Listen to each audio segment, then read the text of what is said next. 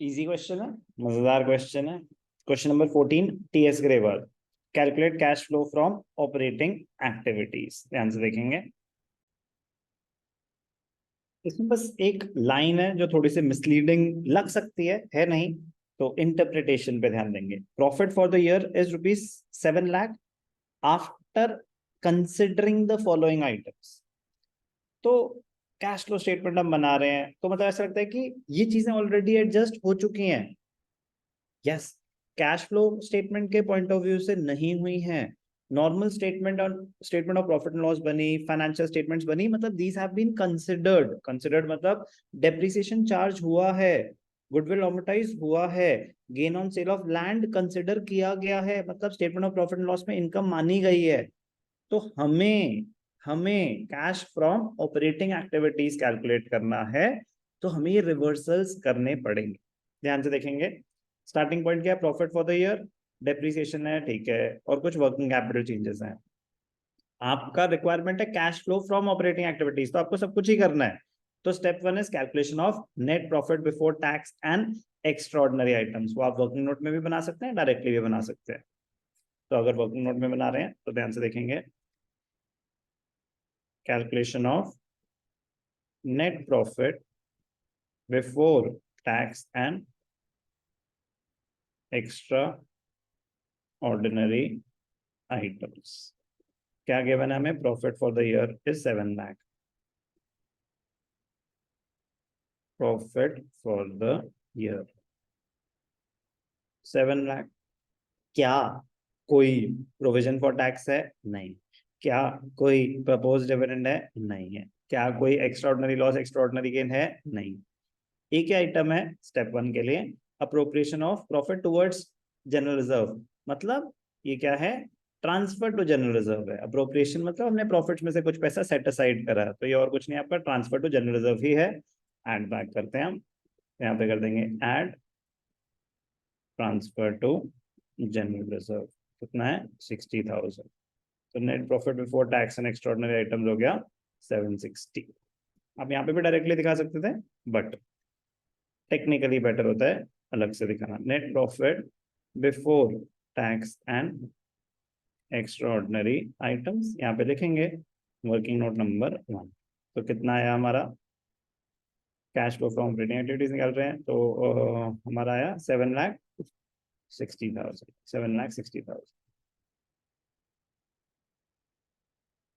आप इसको outer column में भी दिखा सकते हैं, बट जब हम पूरी कैश फ्लो स्टेटमेंट बना रहे होंगे तो आउटर कॉलम में सिर्फ फाइनल फिगर्स आते हैं।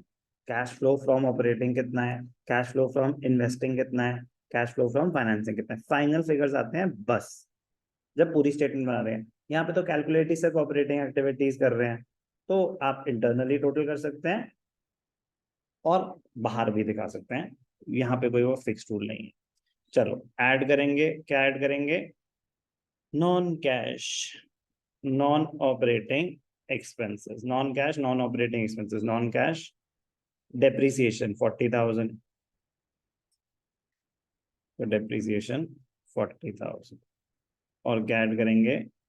गुडविल amortized, depreciation दिखा दिया, गुडविल amortized 20,000। तो ये चीजें ऐड हो रही हैं। 760 plus 60, 820 less non operating income. एक ही है, क्या है? Gain on sale of land. Gain on sale of land कितना है? Gain on sale of land 90,000। तो 820, 720, 730। वर्किंग कैपिटल चेंजेस आ जाएंगे। तो वर्किंग कैपिटल चेंजेस में हमारे पास क्या है? ट्रेड पेबल्स, इसी का एक पार्ट है। दो अलग अलग क्वेश्चन नहीं है कि फर्स्ट क्वेश्चन है सेकंड क्वेश्चन नहीं, एक ही पार्ट है। हमें कैसे पता चलेगा सर? अरे भैया, कैलकुलेट कैश फ्लो फ्रॉम, ये हेडिंग है, फिर यहाँ नंबर 1 नंबर 2 दे रखा है। तो following is the position of current assets and current liabilities. Trade payables 75 से 50, ट्रेड पेबल्स कम हो रहे हैं, 60 से 75। ट्रेड रिसीवेबल्स बढ़ रहे हैं, और प्रीपेड एक्सपेंसेस अगेन एक करंट एसेट कम हो रहा है।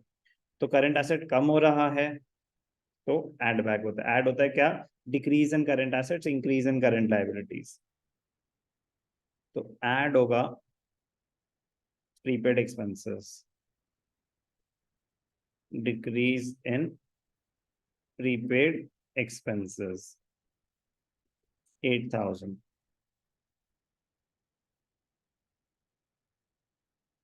7,38,000। माइनस होगा क्या? माइनस होगा decrease in trade payables, increase in trade receivables, decrease in trade payables, increase in trade receivable. Decrease in trade payables, trade payables कम हो गए 25,000, 15,000, 25, 15। नेट रिजल्ट क्या रहा आपका? ये 40 माइनस हो रहा है, तो ठीक है, 698। और कुछ भी नहीं है, और कुछ भी नहीं है, टैक्स पेड नहीं है, एक्स्ट्राऑर्डिनरी आइटम्स नहीं है। तो यही हो जाएगा क्या? Cash flow from operating activities. आप ये ऑप्शनल, ये आप आउटर कॉलम में भी दिखा सकते थे, फिर इसके बाद ये टोटल। तो बट मैं कह रहा हूँ कि इवेंचुअली आपने समझना क्या है कि अगर कैश फ्लो स्टेटमेंट पूरी बना रहे हैं तो आउटर कॉलम में ना सिर्फ फाइनल फिगर्स आते हैं, ऑपरेटिंग का क्या है, इन्वेस्टिंग का क्या है, फाइनेंसिंग का क्या है। आप सिर्फ एक ही बना रहे हो तो आपकी मर्जी, प्रेजेंटेशन कोई फिक्स नहीं है। आपको टोटलिंग जैसे ना 760 बाहर करा, फिर ऐड हो रहा है 60,000, तो 60,000 यहाँ पे टोटल करके ऐड कर दिया, फिर यहाँ माइनस। तो वो ऑप्शन है आपके पास, उतनी फ्लेक्सिबिलिटी है। इजी था क्वेश्चन नंबर 14, बट इंपॉर्टेंट है अंडरस्टैंडिंग के लिए।